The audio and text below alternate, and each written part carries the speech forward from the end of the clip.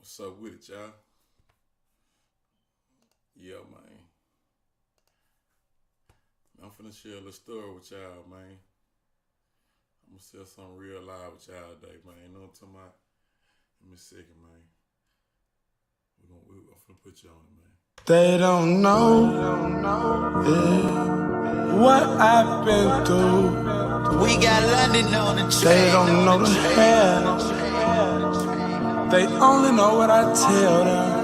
They don't know, they don't know, they don't know, they don't know. They don't know about the brand new car just bought. They don't know about the brand new house. They don't know about the brand new chick that I just fucked with some good head. That's a brand new mouth. They don't know about the brand new bezel on the road. Now the motherfucker got a brand new gloss. They don't know about the brand new chopper for the same old head. A nigga mad cause a nigga can't stop. They don't know about the old school whip that I keep put up. When I pull it out, they be like, who that? They don't know about the old school days when a nigga had ways. I swear every night I would do it. They don't know about the old school day. Made the city with jam a nigga want me, she some booty. Got an old school hoe tryna screw me.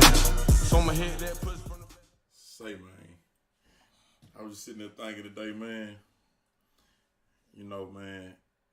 A lot of people, man, misunderstand, man, what it's like to be blessed, man, and you know, a lot of people misunderstand that, man, difference between, man, you know, just overall blessing, man, and something just being you. You know what I'm saying? And you know, I struggled with that for a while. You know what I'm saying? But you know, I ain't gonna lie to y'all, man. I really appreciate my granny, man. Even though she left me in 2007, man, I still appreciate her, man, because a lot of what she told me, man, you know, is still intact and true today, man. You know what I'm saying? And the mere fact that I can benefit off some of her words, man, or not necessarily, yeah, but you know, I can identify with her words and still take the stuff that she told me, man, and apply it to my day to day. You know what I'm saying? I mean, I still, you know, I feel real good about that. You know what I'm saying? And one thing, man, I'm gonna put it, you know, in perspective, in particular, man. My granny used to always tell me, man, baby, man, a good name is better than riches, man. She used to always tell me that. She used to always tell me, you want to be a man of integrity, man. You know what I'm saying? You want to be somebody that say what they mean and mean what they say. You know what I'm saying? And my granny used to always tell me, baby, your gifts will make room for you. You know what I'm saying?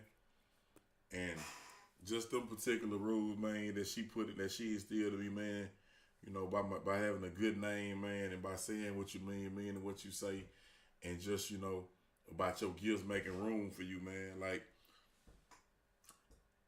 you know, everybody know my story a little bit. You know, not every, you might not, you know what I'm saying? But, you know, I had a, you know, hell of a upbringing, man, where I was on my own at a young age, man, you know what I'm saying? And my granny was, man, that was my saving grace, you know what I'm saying? Not because she gave me a goddamn thing, you know what I'm talking about, man, merely because she was the only one that gave enough of a damn to really just discipline me and love me unconditionally, you know what I'm saying? I mean, the true definition of unconditional, regardless of how bad I was or, you know, mischievous or whatever the hell you want to call it, you know what I'm saying? But my granny always made a conscious effort, man, to try to identify with what I may have been going through at the time, or, you know, just that ability to be empathetic to the fact that I was young, man, I was inexperienced, man, I didn't know a lot about, you know, things along those lines. So she used to always just tell me, man, you know, she used to tell me those, you know, those little sets of advice, those little pieces of advice, man. She used to just kind of drop on me. And I mean, really wouldn't drive it home too much, but she just kept it consistently in rotation, you know.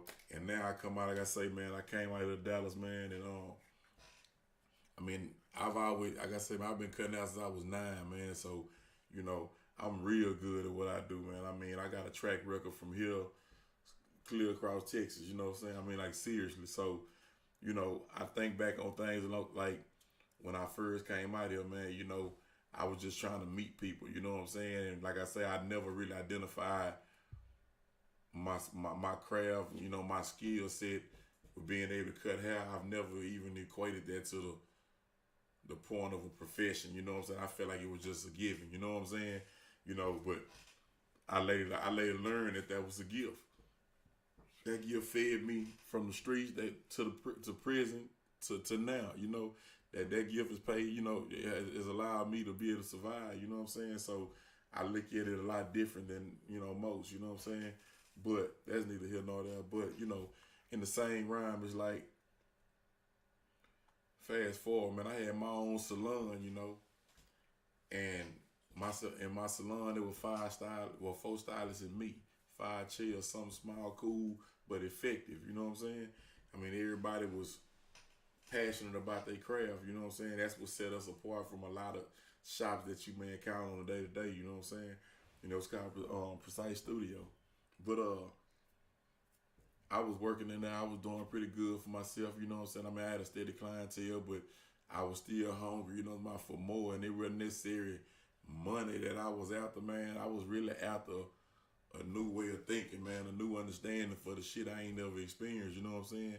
I see better, I want to do better, but I got to know better in order to achieve better. So in that process, man, I used to always stress my old lady, damn, man, like, I'm tired of just cutting street niggas, and I'm tired of just cutting dope boys. Like, I'm tired of just cutting random ass walk bys that just, I don't know me, you know what I'm saying? I mean, I don't even like being up under people that I don't really know like that, because people energy will rub off and people bring all type of negative shit with them, you know what I'm saying?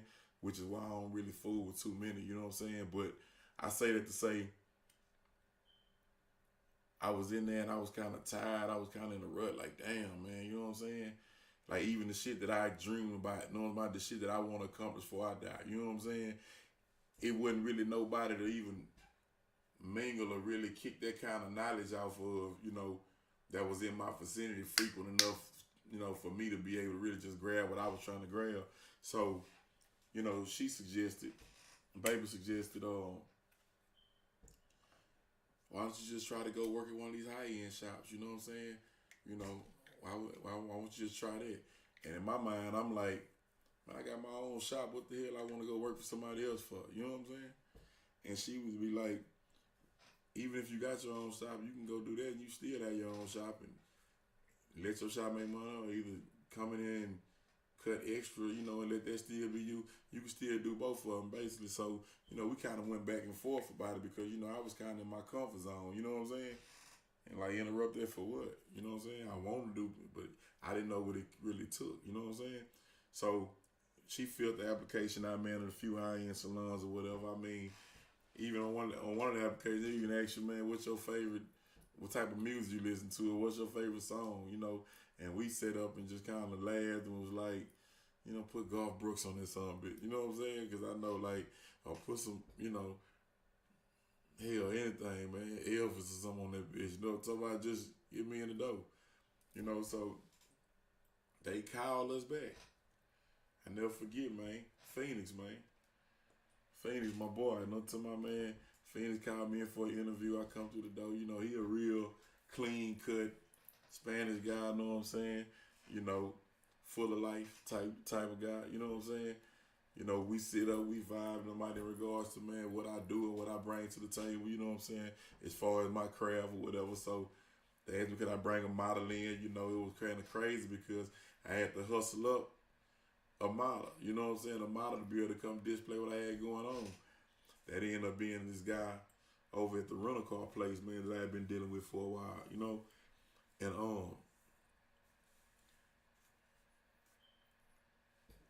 I get the model, I come up there, I put it down, boom, straight razors. I mean, I have one on the side, quarter inch out the top with the shears, you know, I do the whole nine. They give me the job.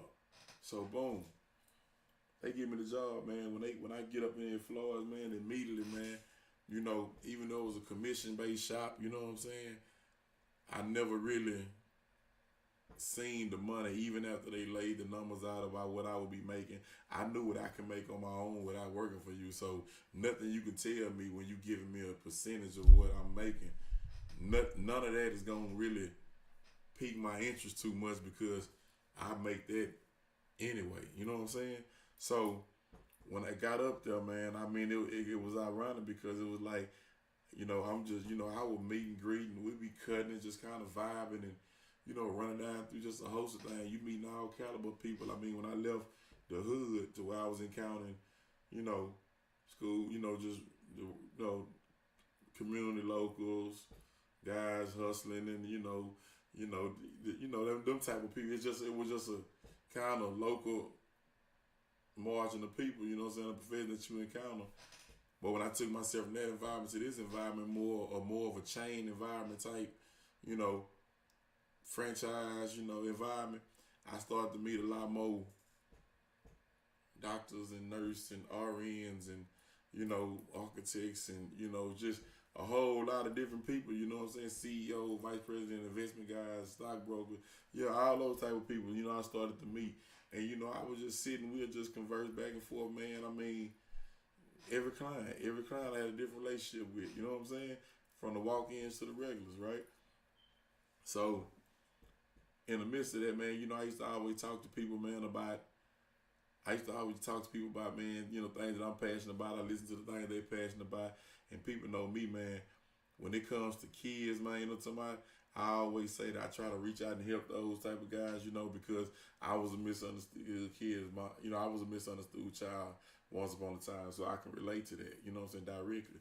So I used to always tell people about, what I wanted to do, you know what I'm saying, and I look up over time, man, I was able to focus and, kind of bring a lot of this stuff to fruition, man. I'm a registered 501c3 right now because I got a nonprofit called the Callus Candor Foundation for Youth. Callus, Callus, Candor, Candor. That's just basically another way to say brutally honest, you know what I'm saying? Without being brutal, saying brutally honest, I just said a little callous candor. So that's what I feel like we relate to these kids, man. Just so, a dose of just, callous candor, man. Just a little, a more matter of fact detailing of what's expected and what's unexpected. You know what I'm saying? So, at the website, you can Google it. You type it in www.calluscandorfoundationforyouth.org.com. .com. But you can pull it up. But I would speak about that, man. And I had this one guy come in. He was, a volleyball teacher or something like that. You know what I'm saying? And a lot of people, a volleyball teacher, what does that mean to me? It don't mean nothing to me or whatever, right?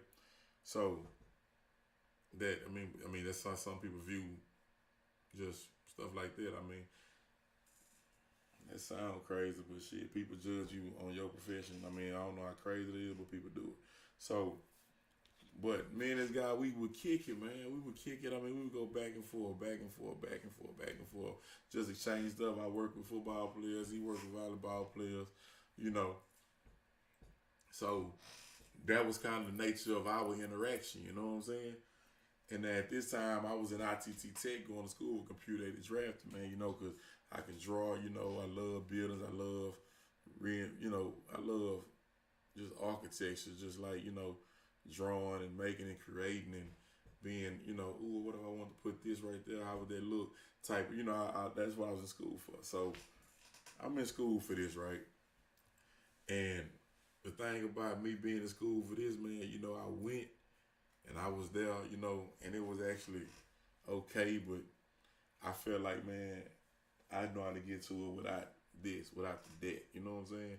So, me being in school, what caused me to drive out of school, and ITT went out of business, by the way, you know what I'm saying? So, if you got any loan forgiveness issue with ITT Tech, I suggest you reach out to somebody, But, when I was there, man, the instructor told me, we set up, Dr. Well, man, we set up, man, we would go back and forth, and I tell him, man, look, man, I don't know how I feel about this, because I don't really need no degree to build houses. He said, you need a degree to do blueprints, though. I'm like, I don't want to be the one doing the blueprint. I want to be the one funding the project. I want to be the one overseeing. I want to be the one to make it, pull it together.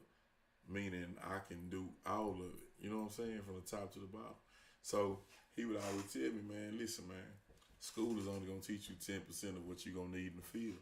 And I began to think about that like, damn, if I was trying to get something built, who would I trust my business to? A person who's young, passionate, fresh out of college with a degree to say they know how to go about this process? Or this man over here with a 25, 30-year resume of outstanding work, you know what I'm saying? That person, they don't even give a damn what his degree is. They don't even care. It ain't even important, you know what I'm saying? I know that's what his track record is, his resume. People know him for that. You know what I'm saying? And that's a gift, man. You know what I'm saying? Because man don't have no degree to do that. You know what I'm talking about? Like, so and to be able to perform a service at that level, man, you gotta be blessed or a little touched. You know what I'm saying? That's why everybody got a lane.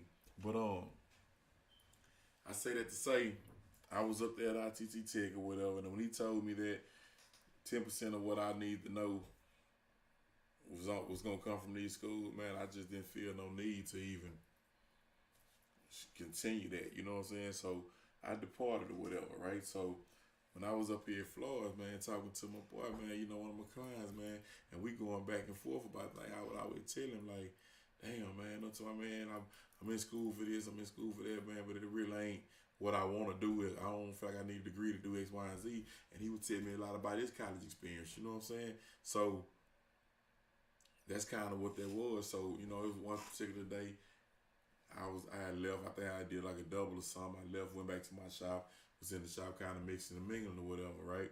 So while I'm in there, man, I get a call. Boom. I'm like, damn. And they like, yeah, man, hey, Gerald. I mean, as a matter of fact, my client's wife reached out to me because I guess he was at work or something. And she was like, I'm calling because you're my husband's barber. So I say, yes, ma'am. Say, problem is, I work for a guy who needs a barber. I'm like, yeah. What's his name? She say, his name is Fred. I say, yeah. So I said, okay, I can do that. I say, well, are you mobile? Can you come to him? And I'm like, yeah. She said, how much do you charge? Like Jigga say, set your price and live your life on these. Yeah. I say, man, well, look, I'm gonna need 50. I'm gonna need 50 to come do that because I got my own business, you know. I mean, and I do this all day. So if I'm gonna be gone for about an hour, it's safe to say I'm gonna miss at least one person. And if I charge 25 of him and the man I miss, I mean, that's $50. So tell him $50. So she said, okay, can you cut black hair? I'm like, yeah, I can cut black hair. She said, oh, I know that sounds kind of funny, but the only reason I'm asking this is because he's a black guy and my husband is a white guy and you working like a white salon, so I didn't know if you could. I'm like, oh, I get it. I could have got offended by it, but I didn't. I'm like, I get that. I understand that. You know, just being empathetic. I understand that. So I tell her, yeah, man, I can do it. She say, okay, cool, perfect, fine. When can you do it? I say, I'm open. Anybody can pay me $50 for a cut, yeah, I'm gonna make room and make time for you. And so she asked me, she's like, when can you do it? I said, man, I'm available. So we set the time, I think like 10:45 the next morning at his office downtown, right? So I come through the door and I notice I come in, to the surgeon desk. It's security in the garage, checkpoint, security checkpoint when you come in the building. Elevators, boom. You gotta even check in and you get on the elevator. So I shoot right to the top floor. Boom. I shoot to the top floor. Who you here to see? I'm here to see Fred. Fred, it wasn't no Fred who. Wasn't no come again. You know, nah. You say Fred when you ain't gotta say nobody's last name and you can just say their first name and people immediately point you in the he'll be right with you. You know, that's somebody. You know, that's somebody worth knowing. You know what I'm saying? A good name better than riches, like my granny used to tell you. So, Fred come out. You know what I'm saying? Cool cat. I mean, nice dude, real stern, about 6'5". You know, Caribbean guy. You know what I'm saying? I mean, you can tell he's an athlete. Jigga say, check his swag. He walk like a ball player. He play a little ball, done his thing. Fooling that golf. But he come in, real small talk, like, you know what I'm saying? I mean, how's it going? Nice meeting you. Kind of in a hurry. Can you make it? So I get right to it. Boom. I cut him up. He like it. Everything come out perfect. You know what I'm saying? Hey, I'll be in touch. I call. Boom. Took care of a little old damn. I got on about my business. So, to make a long story short, you know what I'm saying?